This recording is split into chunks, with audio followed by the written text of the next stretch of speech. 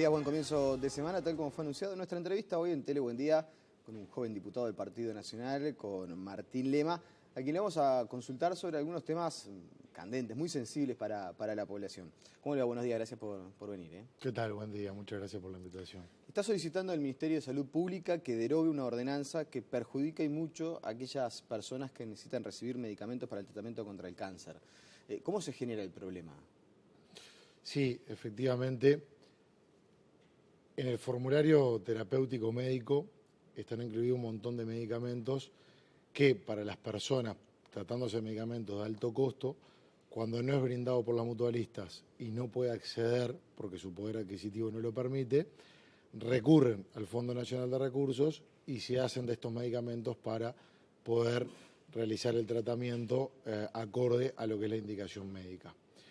Lo que sucede es que hay algunos medicamentos que no se encuentran dentro del formulario, muchos de ellos para tratamientos oncológicos, y lo que está sucediendo es que el paciente recurre a tratar de conseguir y hacerse de ese medicamento, se le es negado, por lo tanto, promueve una acción de amparo y en altísima cantidad de casos esa acción de amparo se hace lugar y al final el paciente logra dar con el medicamento. Lo que ocurre en estos casos, al no estar incluidos en el formulario terapéutico médico, es que la persona que padece este tipo de enfermedades pierde un montón de tiempo en lo que es el tratamiento. Y a su vez le genera todo un estrés psicológico que también es contraproducente para la enfermedad que tiene que enfrentar. Entonces nos encontramos con una ordenanza para nuestro gusto totalmente violatoria de la legalidad y totalmente inoportuna. Es una ordenanza que firma Susana Muniz 2 días antes de dejar el Ministerio de Salud Pública, que es la ordenanza 86 del 27 de febrero de 2015, de corriente año. Y esta ordenanza para nosotros nos genera muchos reparos a nivel jurídico y también a nivel moral. Nos parece una ordenanza que no debe integrar nuestro sistema jurídico. Primero porque va en contra de prescripciones médicas. Cuando el paciente concurre a solicitar un medicamento de estos, no es porque al paciente se le ocurre y simplemente va. Es porque hay una indicación de un médico que considera que ese medicamento es necesario para poder realizar en forma eficaz y segura su tratamiento. Segundo, va contra el artículo 44 de la Constitución, al no estar permitiendo que se genere un trato igualitario en materia de salud. Y la igualdad en estos casos es tan profunda que tenemos la desigualdad, que tenemos diferencia entre el que tiene y el que no tiene. El que tiene va y puede comprar el medicamento, el que no tiene lamentablemente no puede hacerlo, pero a su vez entre dos personas que también tienen inconvenientes en acceder por los altos costos a estos medicamentos, tienen la desigualdad porque algunas acciones de amparo se hace lugar y en otras no se hace lugar. Entonces dos personas en las mismas circunstancias están dependiendo lamentablemente del sistema de turnos según el juez que toque para acceder o no a un medicamento. Usted de este dice tipo. que en un alto porcentaje se da lugar a estos recursos de amparo. ¿En qué porcentaje? Altísimo, Sí. altísimo, altísimo. Porque yo había leído algunas declaraciones de las autoridades del Fondo Nacional de Recursos donde se decía que, bueno, en realidad en muchos casos no se daba lugar a los recursos de amparo y que había situaciones con algunos medicamentos que en realidad tenían un altísimo costo, un costo incluso desproporcionado, y se establecía, entre otras cosas, que no eran curativos sino paliativos, que no permitían curar el avance de una enfermedad, sino simplemente postergarlo por algunas semanas, en algunos casos un mes como máximo. Y ese era el argumento que se establecía para un medicamento que quizás salía $15.000 en un mes, no tener la posibilidad de darlo porque, bueno, sería con un muy alto costo para el Estado. La ordenanza lo que intenta justamente es frenar la cantidad de sentencias que el Ministerio de Salud Pública tiene en contra. El Frente Amplio ha recurrido a ese argumento del costo-beneficio. A mí me gustaría que el costo-beneficio se hable en otros temas, que se hable en ANCAP, que se hable en la Publicidad Oficial de Empresas Estatales, que se hable como se está hablando ahora en la Ante la Arena. Ahora, en salud me parece que tenemos que hablar de moralidad y de justicia para que todos los habitantes del territorio puedan acceder en forma igualitaria a esos medicamentos. No es de recibo esos argumentos. En primer lugar, cuando se habla del tiempo de vida, Yo no me considero juez para decir que es mucho o poco tiempo de vida de una persona. Las personas que padecen estas enfermedades, los familiares, sufren muchísimo todo el tratamiento y todo el desarrollo de esta enfermedad. Por lo tanto, yo no me considero quien para hablar de costo-beneficio en un tema tan humanitario y tan sensible. Aparte de eso, el otro día escuché un argumento que realmente me pareció contundente. Cuando se da la posibilidad de extender el tiempo de vida y de mejorar la calidad de vida, no solamente es beneficioso para el paciente, sino que también se le da oportunidad a la ciencia, que viene avanzando constantemente de una forma realmente muy, muy positiva, a que la ciencia encuentre una cura para esa enfermedad. O sea, el tiempo no es en vano, nunca es en vano. No somos quienes para catalogar cuánto tiempo de vida vale la pena o no para proporcionar un medicamento a una persona. Aparte de ese argumento no es serio, no es serio. Es un argumento totalmente fuera de lo que es el contexto, de lo que es el marco internacional. Porque esos medicamentos, primero, tienen un análisis científico riguroso a nivel internacional. La mayoría de ellos, o la totalidad de ellos, están avalados por las agencias americanas y las europeas. La FDA ha avalado estos medicamentos, por ejemplo. Cuando llegan a nuestro país, es avalado por la comunidad médica toda. Es avalado por la cátedra de medicina de la universidad, es avalado por el Ministerio de Salud Pública y en este aval es avalado para comercializarlo. Es decir, que quienes permiten que se esté comercializando y al estar comercializado muchos pueden adquirirlo comprándolo, se les dice que en algunos casos parece que no valdría por un tema de costo-beneficio. Para mí es un argumento totalmente fuera de lugar. Y me parece que acá tenemos que hablar de moralidad y de justicia. ¿Y tiene usted noción cuántas personas han quedado por fuera de recibir los medicamentos desde que se derogó esta ordenanza? La cantidad no, con que sea una ya me alcanza para hacer este reclamo, porque es una injusticia. ¿Y qué receptividad ha tenido el reclamo? Bueno, del Ministerio de Salud Pública lamentablemente no hemos tenido respuesta. Acá me parece que hay dos cosas para derogar la ordenanza. Primero, moralmente estar de acuerdo con que esta ordenanza no debe estar, lo que creo que debe pasar, porque no considero que nadie tenga esto porque sí, considero que en realidad debe ser compartido el argumento de que haya que derogar la ordenanza y después hay que tener el coraje de derogarla. ¿Y los recursos? ¿Los recursos? Bueno, yo creo que los recursos económicos... Yo me imagino que es lo que usted dice, yo parto de la base de que ninguna autoridad va a derogar una ordenanza que otorga tratamientos contra el cáncer porque le gusta, no es una decisión agradable, por cierto. Imagino, presumo que va a haber un tema de no poder afrontar los costos que genera ese tipo de tratamientos. Los costos que de hecho en la mayoría de los casos se están destinando. O sea, ya hoy por hoy, con la acción de amparo, muchos pacientes se hacen del medicamento. Lamentablemente se hacen más tarde del medicamento, lo que perjudica su tratamiento. Y también, y en esto no hay que perder de vista, se ocasiona un daño psicológico a los familiares y al propio paciente. Y aparte, yo creo que estos temas que son de tanta sensibilidad, lo primero que nos tenemos que preguntar es si es justo y si moralmente en nuestra sociedad prima esa intención, que yo creo que no, que es todo lo contrario, que la sensibilidad, la solidaridad y el ímpetu de que todos tengamos un trato igualitario y justo a nivel de salud está y prima. Pero aparte, hace poco, con respecto al tema del Antel Arena, escuché decir de que esos fondos serían mucho más optimizados si fueran destinados a otro rubro o a otro lado. Bueno, en este caso, si consideramos a la salud tan básica, si consideramos a la salud algo tan importante, lo que tenemos que hacer es, primero, tratar de tener como meta de que tiene que haber un trato justo e igualitario. Y luego, ya que muchos costos se están abordando por lo que decíamos y hasta más caro, porque no es lo mismo un medicamento que integra el formulario terapéutico médico previo a una negociación que permite poder bajar el costo, que necesariamente haya que pagarlo, que ya lo que es el precio o lo que es el costo ya escapa un poco de ese ámbito de negociación. Es decir, que también capaz que estamos perdiendo plata en esos medicamentos que se están proporcionando y se terminan proporcionando. Y después yo creo que hay que optimizar recursos.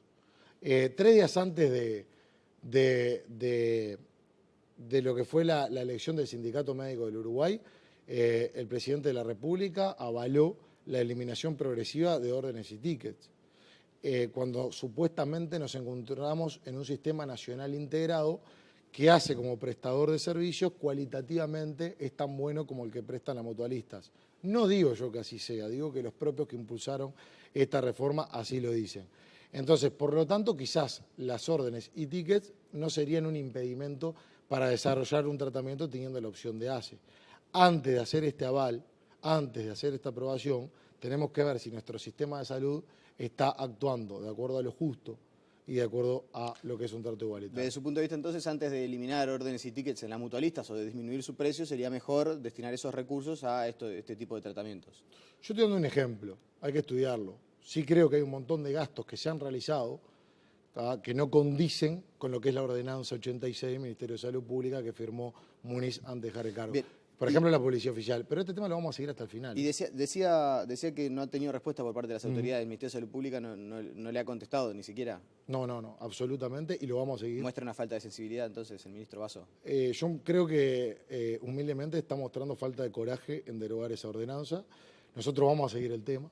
¿Qué es seguir el tema? Vamos a tomar acciones, porque no estamos en esta actividad para expresar tímidamente lo que pensamos. Estamos en esta actividad para trabajar intensamente por lo que sentimos, y acá sentimos que es una injusticia lo que se está provocando, y vamos a seguir el desarrollo del tema, y como el ministro no nos contesta a nosotros, vamos a hacer que le conteste a la gente. Vamos, y te dar la primicia, Nicolás, vamos a ampararnos en el artículo 30 de la Constitución, el derecho de petición, en el cual vamos a juntar firmas para que se derogue la ordenanza, para que se incluyan medicamentos para el tratamiento de este tipo de enfermedades al formulario y para que el Fondo Nacional de Recursos cuente con un sistema más dinámico a la hora de incluir y de revisar y actualizar lo que son sus prestaciones, tanto a nivel de medicamentos como a nivel de técnicas. Así que, por supuesto que vamos a iniciar, si en breve, en el corto plazo no se nos contesta, vamos a comenzar una campaña de firmas. Yo este tema lo hablé con el líder de nuestro sector, Luis Lacalle Pou. Conociendo a Luis Lacalle Pou, no tenía ninguna duda de cuál era la respuesta que me iba a encontrar, y me encontré con una respuesta de total apoyo a la iniciativa. Ahora en estos días vamos a estar charlándolo con compañeros para, obviamente, aportes que tengan para hacer y para que sea una campaña con profundidad, porque es una injusticia la cual nos vamos a revelar. Eso es un hecho. Y vamos a tomar todas las acciones humanas y parlamentarias que estén a nuestro alcance para que el ministro de Salud Pública derogue esta ordenanza y tenga un sistema justo en cuanto a brindar medicamentos. El objetivo de la campaña de recolección de firmas, entonces, es hacer más potente el reclamo que ustedes están planteando. Exactamente. Vamos a hacer toda la medida porque no nos vamos a quedar solamente con la expresión de deseo, sino que vamos a recurrir a lo que es el apoyo popular, al apoyo de la gente en un tema tan sensible. Nadie está exento de que le pase, y aparte de un tema de sensibilidad y solidaridad. Es ponerse un segundo en un lugar de alguien que está padeciendo una respuesta que por costo-beneficio no se le da un medicamento. Es ponerse en el lugar del familiar, del paciente que está recibiendo esta respuesta, y aparte de preguntarnos qué queremos, porque esto nos define mucho como sociedad y como país. Y va en contra, reitero, del artículo 44 de la Constitución, y muestra de que no se está tratando la salud con justicia y con igualdad, que es lo que estamos reclamando nosotros. Una campaña de recolección de firmas que buscarán que sea masiva, me imagino. ¿Tiene un horizonte planteado de cuántas firmas se pueden llegar a recolectar? Imagino que cuantas más se recolecten, más presión social hay, ¿no? Sí, exactamente. Cuanto mayor cantidad de firmas lógicamente que implica reforzar la propuesta. Estamos confiados y aparte creemos que es lo que tenemos que hacer. Yo no me siento bien quedándome únicamente con la solicitud. El apoyo de nuestro líder Luis Lacalle Pou es básico e importante, y acá hay que rebelarse contra estas cosas porque no venimos a actuar acá. Y que Tabaré Vázquez sea un médico oncólogo muy reconocido no solamente en nuestro país, sino a nivel internacional. Usted decía que la ordenanza fue firmada por la ministra de Salud Pública, la ex ministra Susana Muniz, actual presidenta de ACE, pero ¿esperan que Vázquez tenga algún tipo de señal en este sentido? Y es una expresión de deseo. Es una expresión de deseo, por supuesto. Esperamos que todos los actores políticos, y nosotros vamos a incluir a los actores sociales, que quizás sean los más importantes, para reclamar esto. Pero por supuesto que sí.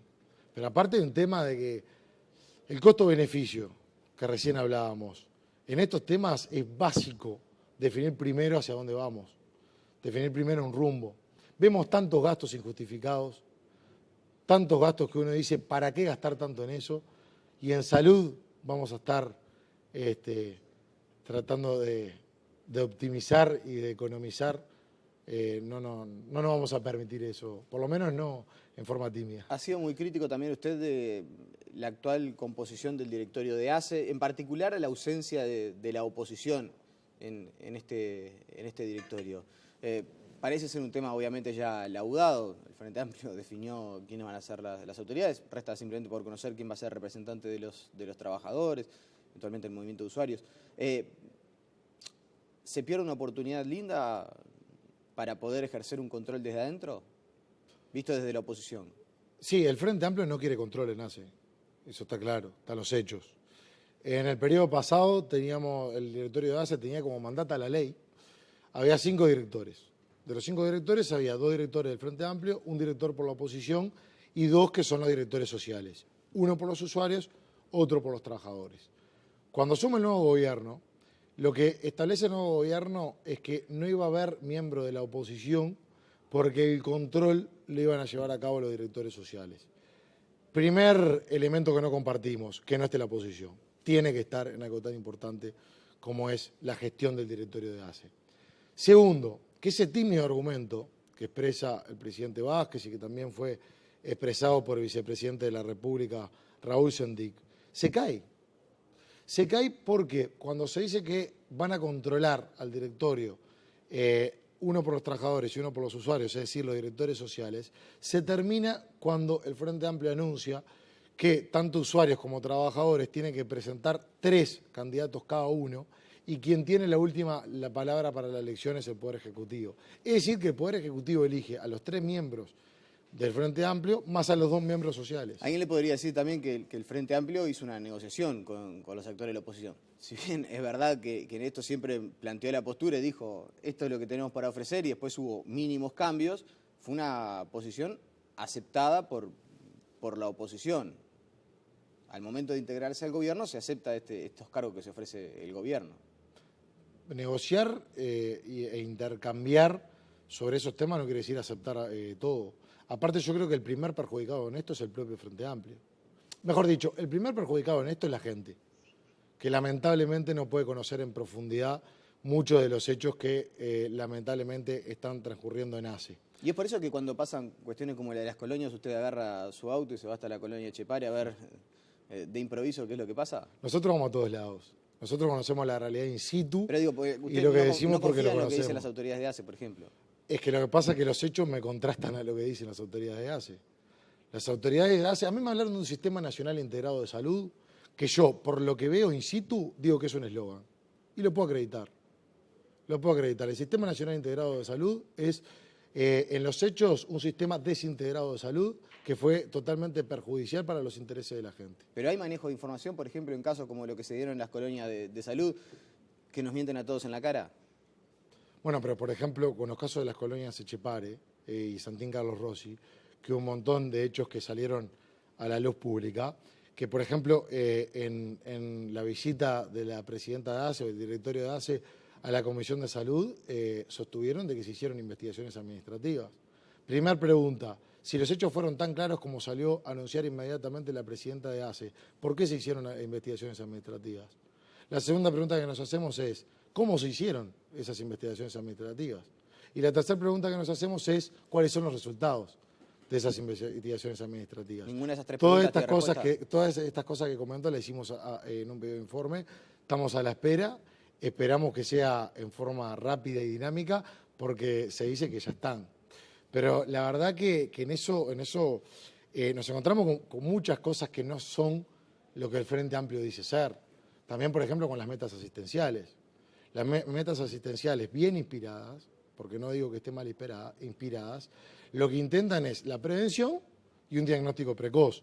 Sin embargo, si uno se mete en el portal que el Ministerio de Salud Pública proporciona para que el usuario pueda evaluar las diferentes metas logradas por los diferentes prestadores de salud, se encuentra con que las metas que debería hacer ACE, en algunas ni siquiera tienen las estadísticas, como el médico de referencia. Créeme que me quedan 2 minutos y hay un tema que no quiero dejar de abordar. Usted ha trabajado mucho también en el tema de los funcionarios judiciales, del reclamo que hacen, y ha hecho un pedido de informe al ministro de Economía, a Danilo Astori.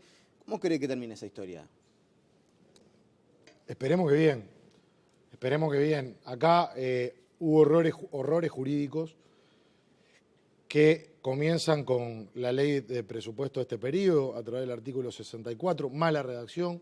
En ese artículo se quiso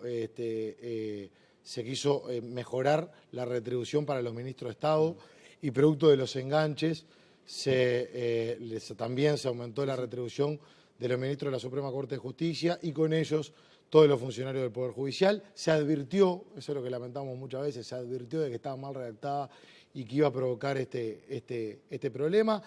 En el transcurso de este tiempo hubo una ley interpretativa declarada inconstitucional, porque en realidad no era interpretativa, sino que modificaba lo presentado por el artículo 64. Primer intento del Frente Amplio en desconocer lo del artículo 64 de la ley de presupuesto. Segundo intento a través de la ley de rendición de cuentas de 2012, en el cual a través de los artículos 14, 15 y 16 se trata de decir de que lo que se dijo no fue lo que se quiso decidir y demás.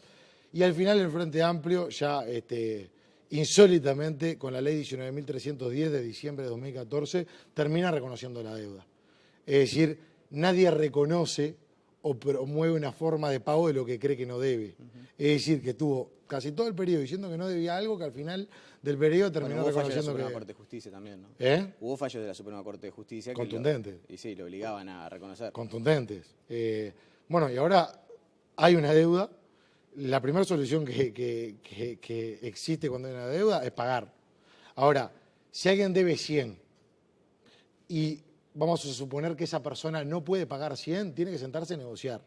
Y para sentarse a negociar hay que hacerlo en forma seria, que no es la postura adoptada, porque han habido muchos interlocutores con multiplicidad de posiciones y eso no ayuda al conflicto. Y en 30 segundos hoy aparece en el diario El Observador que la Asamblea General podría eventualmente llegar a elegir los ministros de la Suprema Corte de Justicia. Se habla de transparentar la llegada a la Suprema Corte de Justicia. Usted desde la oposición, ¿qué es lo que visualiza? Yo soy republicano, creo en la separación de poderes. Y esto no es creo en la justicia. Esto va contra la separación de poderes. Y por supuesto, el poder legislativo no puede definir quiénes van a ser los ministros del Poder Judicial. Ahí yo creo profundamente en la separación de poderes. Ni siquiera voy a ver a fondo. Especiales. No, las mayorías especiales, el Frente Amplio tiene que entender que la mayoría que tiene, que es la mayoría parlamentaria, no es una mayoría especial. No, por eso, se habla de mayoría de 2/3 para la designación. Por eso, le da responsabilidades, no tantos privilegios. Tienen que empezar a entender eso. Acá primero la separación de poderes, respetemos la separación de poderes. Tenemos una república que nos vanagloriamos de tener el sistema que tenemos.